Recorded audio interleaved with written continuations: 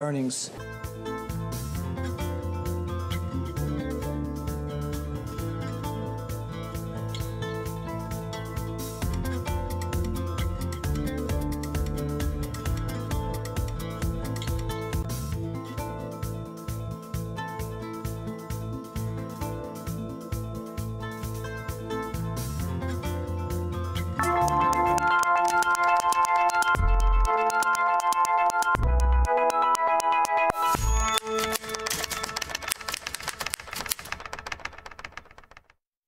Hello and welcome to Bloomberg Quint. You're watching the fine print. In the first year of GST implementation, one of the key issues that impacted all taxpayers and had kept the GST Council undecided was the return filing formats and processes. After much deliberation, the Council has finally finalized the new return filing framework last month. The government has called the new process Sahaj and Sugam, meaning easy and simple.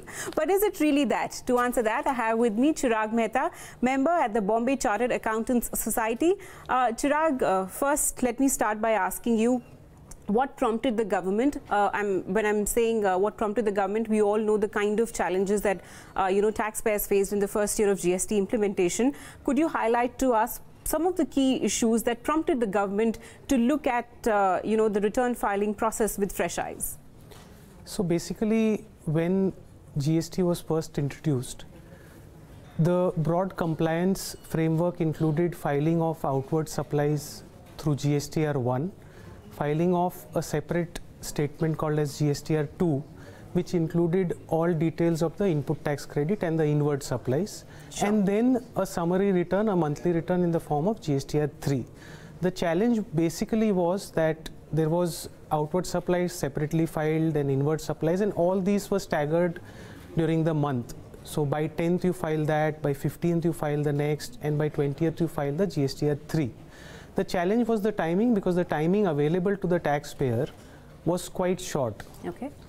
With that, the main issue was surrounding ITC, that is GSTR 2, which was challenging because the flow of document was happening from two dimensional, one from the supplier and the second from the recipient. Right.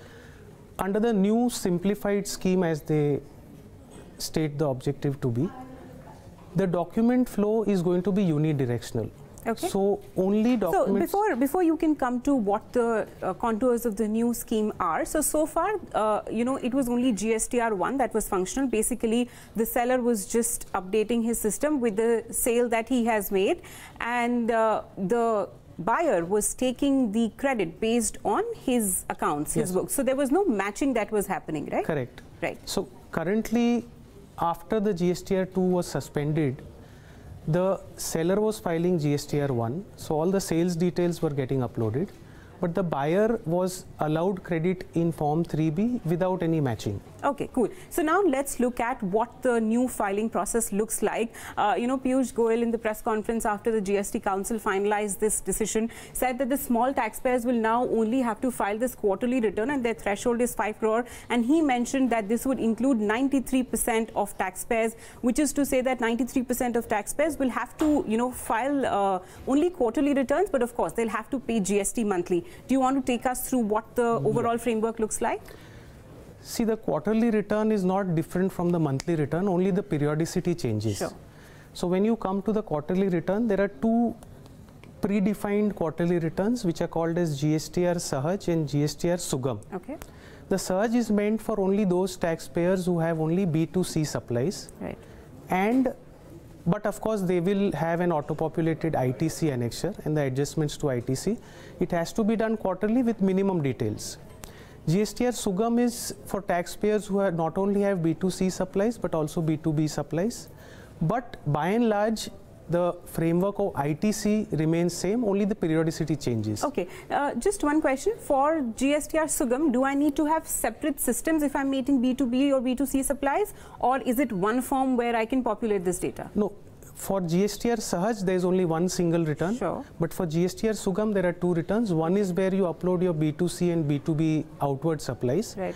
And the second one is ITC and other liabilities. Okay. So for the Sugam return, right, you still have two returns to file. Okay. And the taxpayers who do not fall into Sahaj as well as Sugam would file a quarterly return with threshold of less than 5 crores. Okay, and their form is the same as this? By and large, the form Sahaj and Sugam are different, but the quarterly return is exactly a replica of the monthly return. Okay, all right. The new process also introduces this new concept of amendment return. What does this really mean? So presently, if there is any mistake that the supplier makes in filing his GSTR 1, he has to use the amendment table in the subsequent tax period's GSTR 1 to make corrections to whatever invoices he had filed earlier.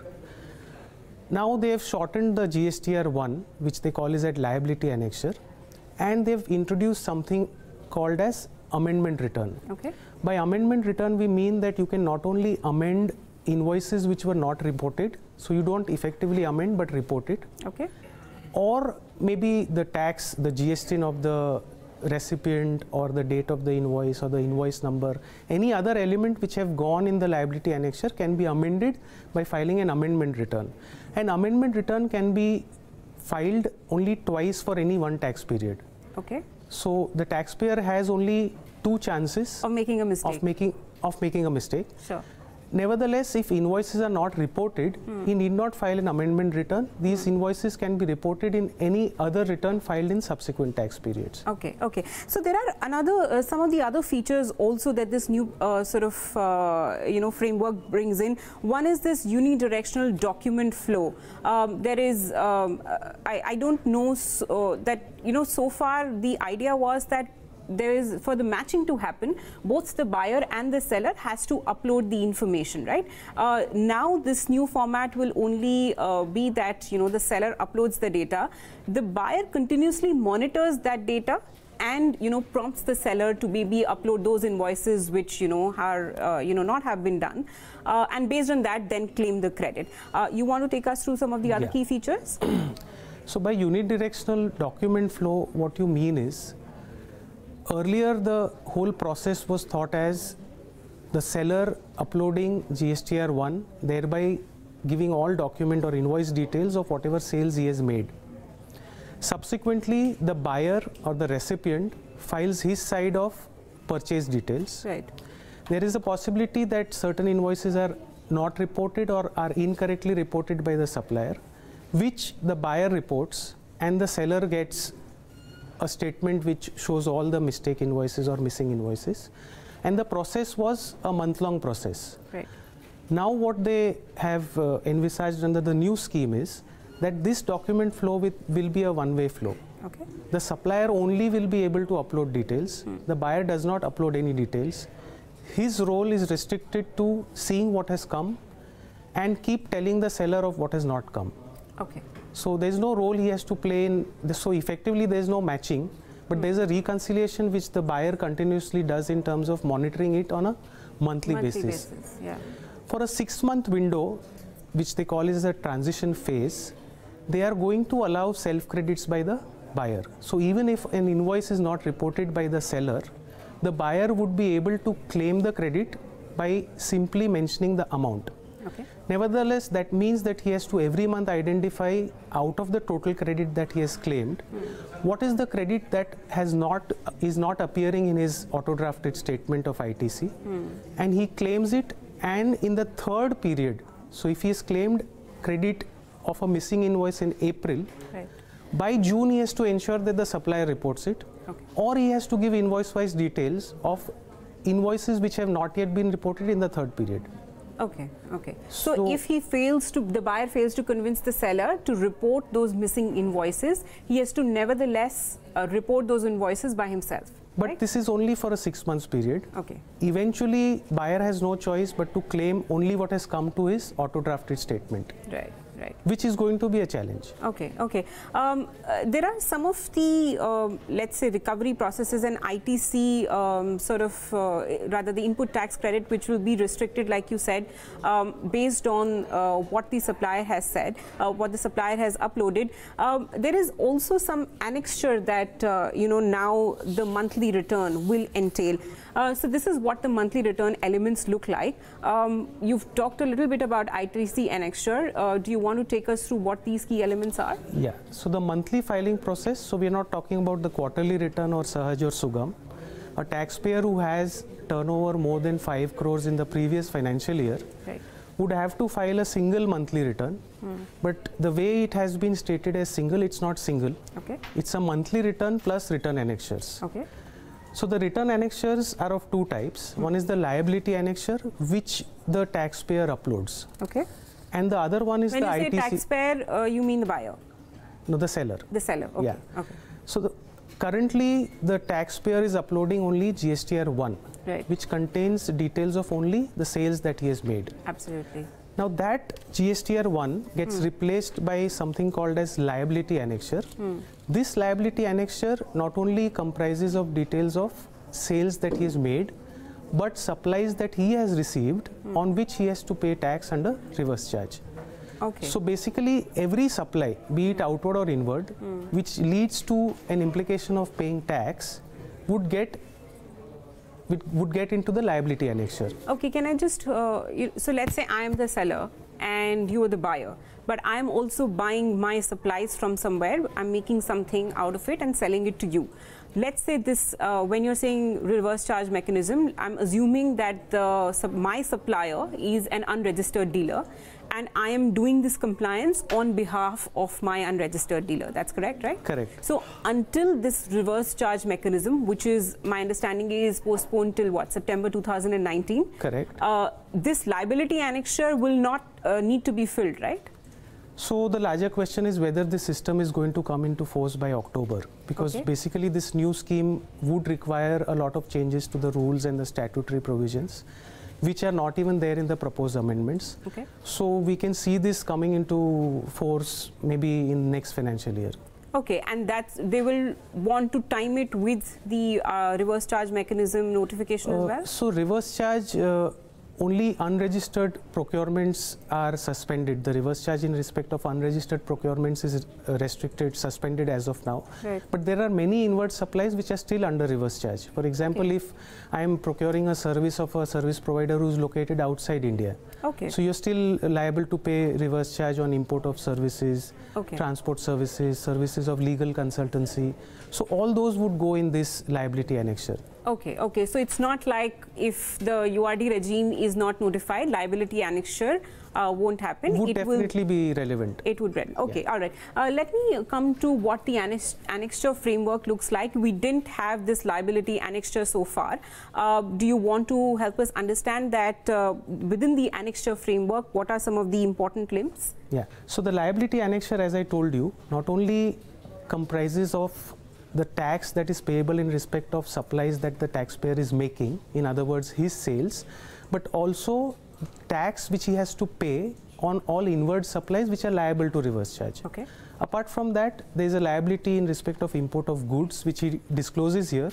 Obviously he must have paid this when clearing the goods at customs, and the liability in respect of missing invoices. Now this is something which I would just like to quickly describe.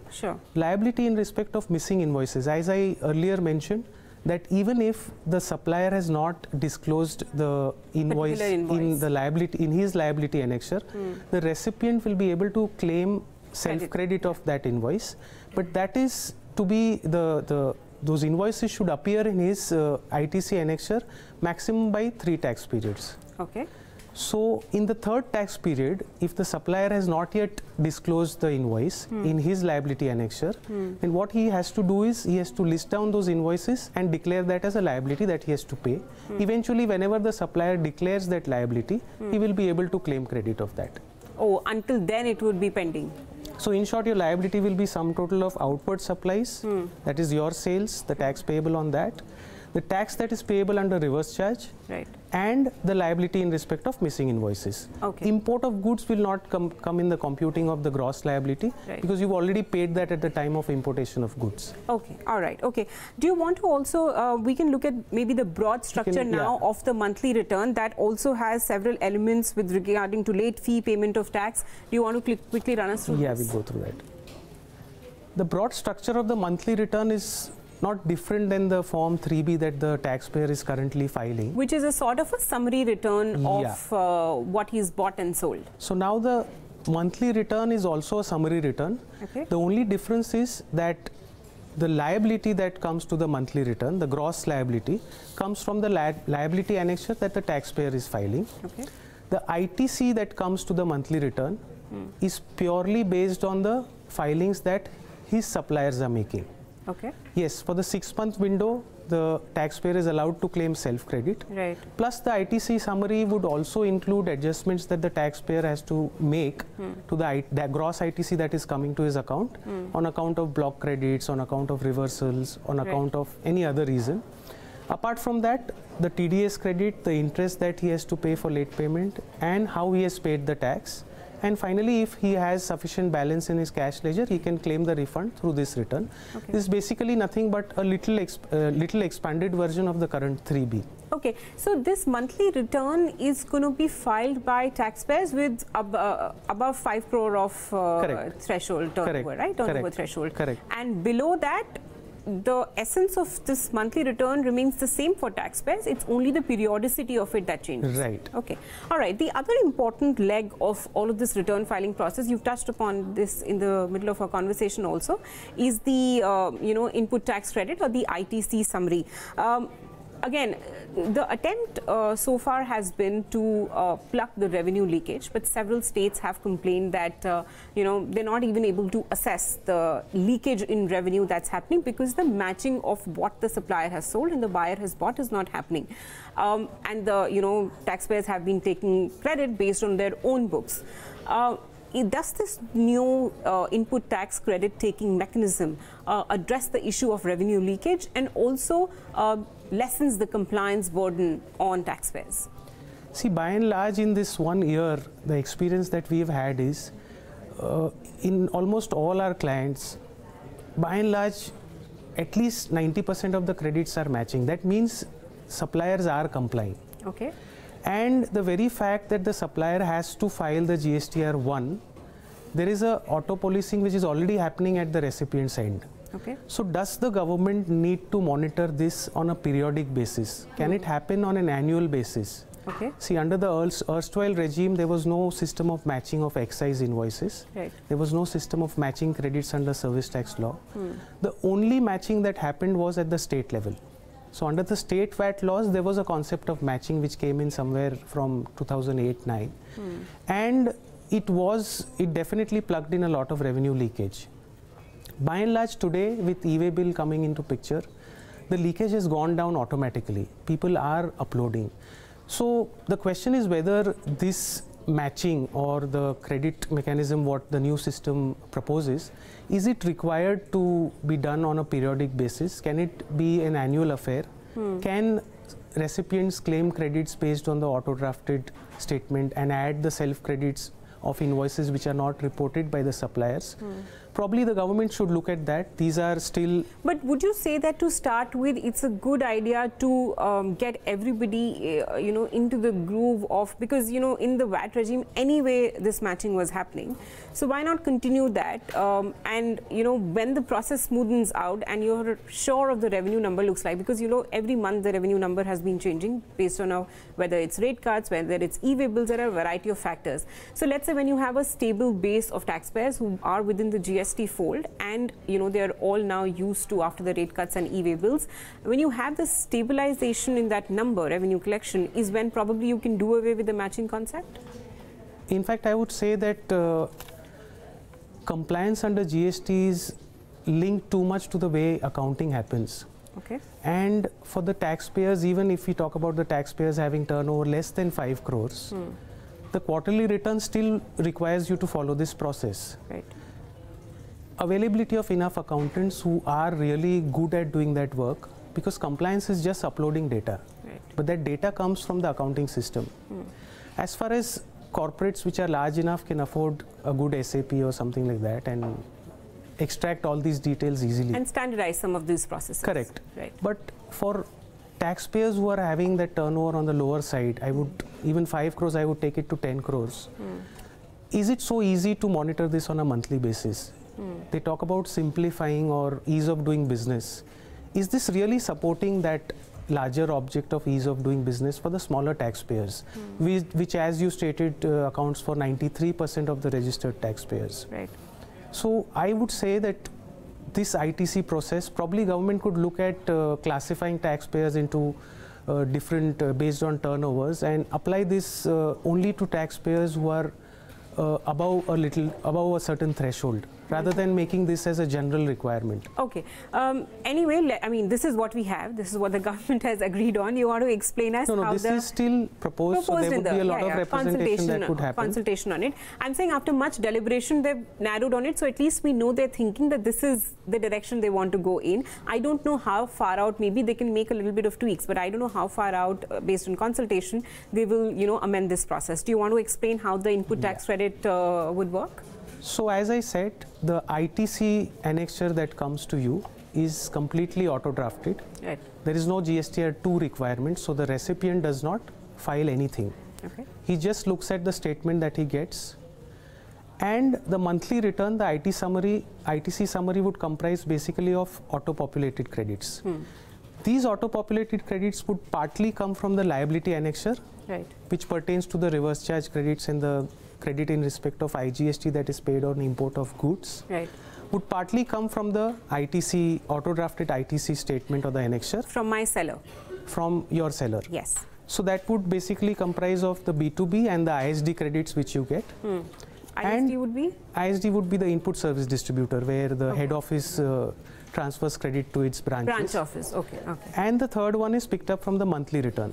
So as I said, that for the 6-month window that they've kept as a transition window, you're able to claim self credits. Right. At the same time, there may be certain invoices that have come to you, but the supply is received in the subsequent tax period. Okay. So those a seller would show that invoice in month 1, it's quite possible that the recipient would want to postpone availment of that credit. Understood. In that case, those credits will get carried forward to the subsequent month, and that is where it will pick up those credits, the unclaimed credits from the previous month's monthly return. Monthly return, okay. Apart from that, for the 6 months period, you have self-credit that can be claimed. Okay. Third, these are the credits, the cross credits that come or that are claimed by the taxpayer. These credits require certain adjustments that to be made. There may be credits which have come wrongly to the taxpayer. So probably the supplier has mentioned a wrong GST and which has come to your auto-drafted statement. The wrong recipient would reject those invoices. Okay. 2, there may be credits which are block credits under section 17, which credits in respect of motor vehicle procurements and all that. Okay. So that is where those also would come to your auto-drafted statement. Okay. So you need to manually filter the credits which are not allowed under the statutory provisions, and the taxpayer will have to specify those quantify those credits and mention in the ITC statement of monthly return. Apart from that, credit notes that the supplier has raised for rate difference or return of goods. Then the taxpayer also is allowed to keep certain invoices pending, which he can claim in future. Okay. He may choose to keep a particular invoice pending, one, because he's not received those supplies. Yeah. Because the credit under section 16 is subject to a condition that you should have received those supplies. Yeah. He may choose to keep an invoice pending because he's not sure about claiming the credit. Okay. So in that case also, he may choose to keep that invoice pending. Okay. And any further subsequent tax periods, he can claim those credits. Then there may be credits where you have self-claimed the credit. In a subsequent tax period, the supplier reports that invoice. So it will come to the auto-drafted ITC annexure. But since you've already claimed the credit, now the taxpayer would be expected to reduce the amount of credit that has come to his ITC annexure. Okay. And there would be adjustment under Rule 42 where you are having exempt supplies as well as taxable supplies. So those proportionate reversals also will be covered in the adjustment table of the ITC statement. Okay, and I'm not sure that this is all of it, but of course we've touched upon the broad scheme of the framework that the government has put out for public consultation. Chirag, final question: how much of changes will let's say the GST Suvidha providers or the application service provider would have to make to their systems to accommodate this new framework? Basically, the GSPs and ASPs were earlier expected to do a lot of reconciliation. But our experience in the past 1 year has been that the tools that the government are providing, the offline tools, are much more faster and efficient in doing this job. Okay. And the GSP, ASP softwares are not so efficient. Okay. So I feel and plus under the new scheme, they've also proposed to give certain more tools. Right. And these tools may be preferred to a separate application software of ASPs or GSPs. Okay. Okay. So anyway, the offline tools are proving to be more helpful. Offline tools are proving to be more helpful. All right. Okay. Final question then. What would you say as your biggest feedback to the framework that the government has put out for consultation, assuming that you agree with the broad thought of what the government is trying to do? So the only issue is for smaller taxpayers, be it the government says that less than 5 crores is a small taxpayer. Even then, for him to comply, identifying missing credits and following up with the supplier on a day-to-day basis. Right. Plus, the statutory provisions allow you to claim credit not after September of the end of the financial year. Now, if the supplier has not reported those invoices even then, what happens? Yeah. For the smaller taxpayers to do this reconciliation on monthly basis is going to be a large challenge. Okay. I see it as a large challenge. This same process on an annual basis would be much easier, would definitely support the stated objective of ease of doing business. Okay. But if this is done on a monthly basis, it's going to be a challenge for the smaller taxpayers. All right. We hope that the government takes note of that. And Chirag, thank you for explaining to us the broad framework of the new return filing process. And of course, it's up for public consultation. We'll call you back once we have a consensus on what the framework should look like. Thank you for joining us on the Fineprint, and thank you so much for watching.